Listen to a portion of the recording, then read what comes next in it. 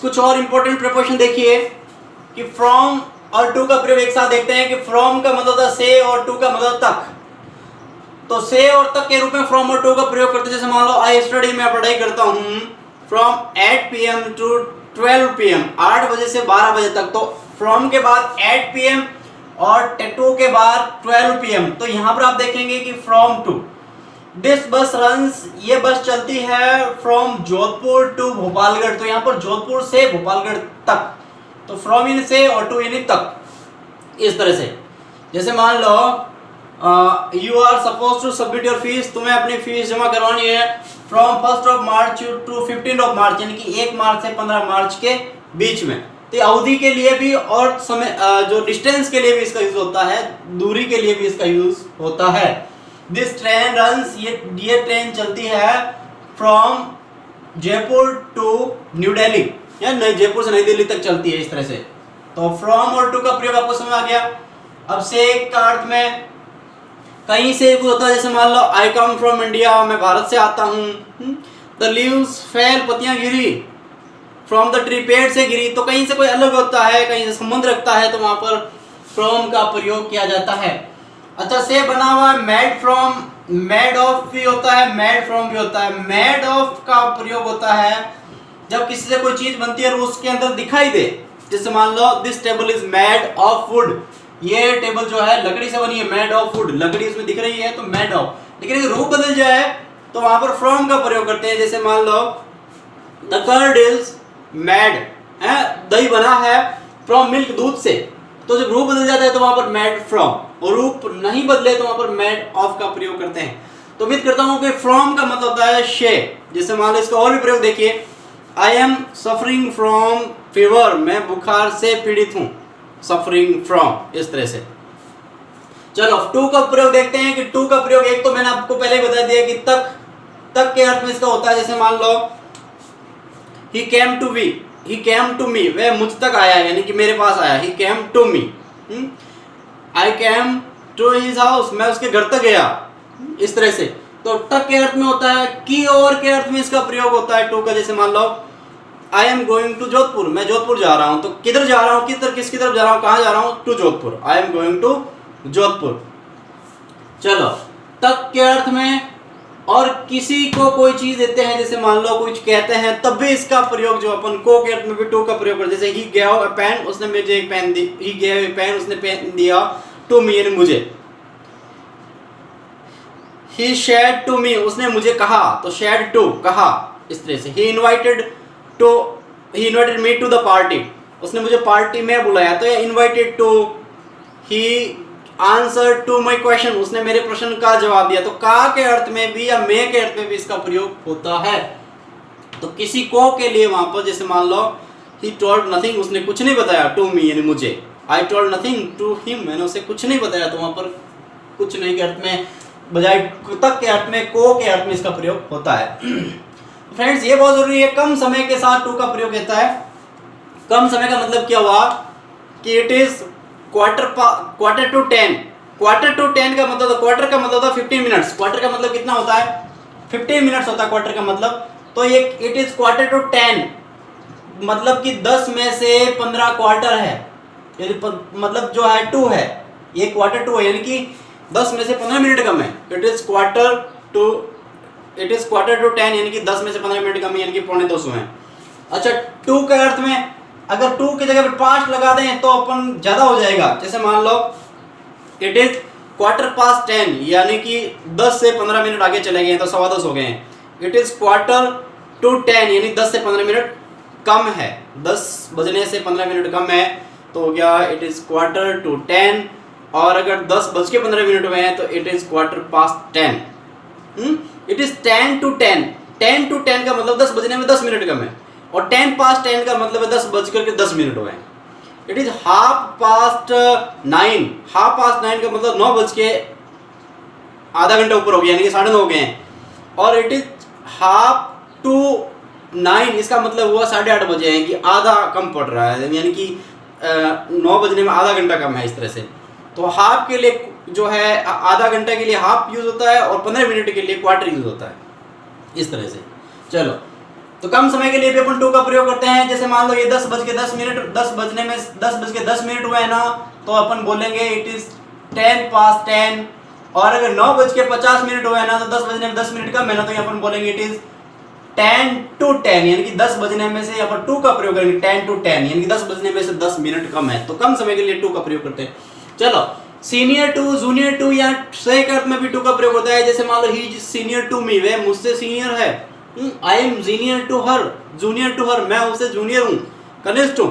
तो junior to, senior to, superior to, inferior to, ये जो प्रीपोजिशन है, फिक्स प्रीपोजिशन, वहां पर टू का प्रयोग करते हैं। अकॉर्डिंग टू, के अनुसार, जैसे मान लो अकॉर्डिंग टू मी, मेरे अनुसार, ही इज राइट, वह सही है, तो अकॉर्डिंग टू मी यानी मेरे अनुसार, के हिसाब से, अकॉर्डिंग टू।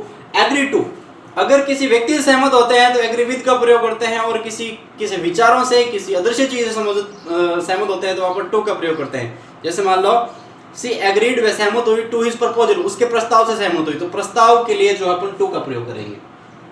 मैरी टू का प्रयोग करते हैं। Sita got married to Rama, है ना, सीता ने रामा से शादी की, सीता की शादी जो रामा से हुई, तो Sita got married to Rama. Addict to का मतलब होता है आदि होना। जैसे मान लो he is addicted to gambling, वह जुआ खेलने का आदी है। He is addicted to liquor, या ड्रिंकिंग, वह शराब पीने का आदी है। इस तरह से एडिक्टेड टू का प्रयोग होता है। बिलोंग टू का मतलब होता है संबंध रखना। आई बिलोंग टू इंडिया, मैं भारत से संबंध रखता हूं, मैं भारत से हूँ। Dhoni belong to Indian cricket team, Dhoni belongs to Indian cricket team, Dhoni भारतीय टीम से संबंध रखता है। इस तरह से कॉमन टू यानी के लिए, तो this game is common to all, है, ये गेम सबके लिए जो है साधारण है, आम है। इस तरह से कॉमन टू। कनेक्टेड टू यानी जुड़ा हुआ। जैसे मान लो I am connected to my family, मैं अपने परिवार से जुड़ा हूँ। I am connected to my previous school, मैं अपने पुराने स्कूल से जुड़ा हूँ। इस तरह से connected to. Answer to, he answered to my question, उसने मेरे प्रश्न का जवाब। देखो यहाँ पर ऑफ जो है नहीं आएगा, he answered to my questions. Due to यानी के कारण, ड्यू टू बैड हेल्थ, खराब स्वास्थ्य के कारण, I did not come to school yesterday, कल मैं स्कूल नहीं आया। इस तरह से तो टू का प्रयोग हमने देखा। अब देखते हैं ऑफ का प्रयोग। तो ऑफ का मतलब पहला तो था का, की, के, जिस तरह से इसका प्रयोग करते हैं। जैसे मान लो honourable Narendra Modi is the prime minister of India, Narendra Modi Bharat के प्रधानमंत्री है। The prime minister of India, Bharat के प्रधानमंत्री है। The water of this well, इस कुएं का पानी जो है, इज स्वीट, मीठा है। इस तरह से तो अगर मीठा है तो वहां पर स्वीट का प्रयोग किया, the water of this well, इस तरह से। द राम ऑफ रामायण, रामायण का जो रामा था वो आइडियल किंग, एक आदर्श राजा था। एन आइडियल किंग, एक आदर्श राजा था। तो वहां पर जो है अपन देखेंगे कि द रामा ऑफ रामायण, रामायण का राम। तो the students of this class, इस कक्षा के जो विद्यार्थी हैं, आर इंटेलिजेंट, होशियार है। ऑफ बीमारी से, जैसे मान लो ही डाइड ऑफ कैंसर, उसकी कैंसर से मौत हुई, died of cancer. He died of malaria, he died of जो है कुछ भी, कोई भी बीमारी हो वहाँ पर ऑफ का प्रयोग करते हैं। से निर्मित, मैंने पहले बताया था आपको कि से निर्मित किसी चीज़ से कोई बनते हैं वो उसमें दिखाई दे। जैसे मान लो this cap is made of wool, ये टोपी जो ऊन से बनी है, तो टोपी ऊन से बनी है तो ऊन दिख रही है ना उसके अंदर, तो ऑफ का प्रयोग। अगर दिखती नहीं तो वहाँ पर फ्रॉम का प्रयोग करेंगे। तो this cap is made of wool, ये टोपी जो ऊन से बनी है। अवेयर ऑफ का मतलब होता है, फिक्स प्रीपोजिशन बता रहा हूँ।